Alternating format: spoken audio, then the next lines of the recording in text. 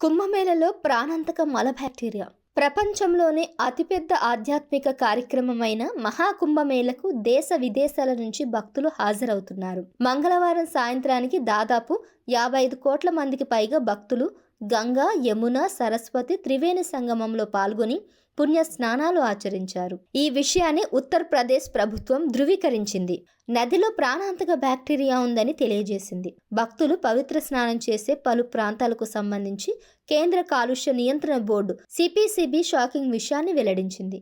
మహాకుంభమేళలోని త్రివేణి సంగమంలో ప్రాణాంతక మలకోలిఫామ్ బ్యాక్టీరియాను గుర్తించినట్లు పేర్కొంది.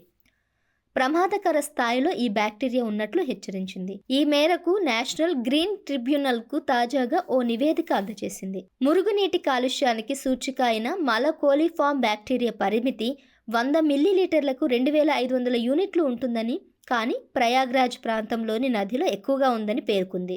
మలకోలిఫామ్ బ్యాక్టీరియా అంటే ఏమిటి? మానవుడి నుంచి వెలువడిన మలంలో ఈ బ్యాక్టీరియా ఉంటుంది. నీటిలో మల విసర్జన చేసిన చోట బ్యాక్టీరియా ఉద్భవిస్తుంది.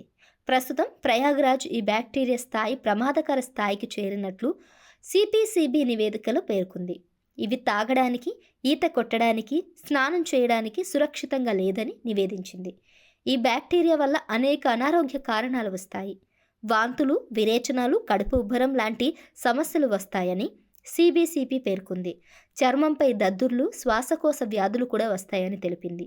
ముఖ్యంగా పిల్లలు, వృద్ధుల్లో ఈ బ్యాక్టీరియా తీవ్రత అధికంగా ఉంటుందని పేర్కొంది.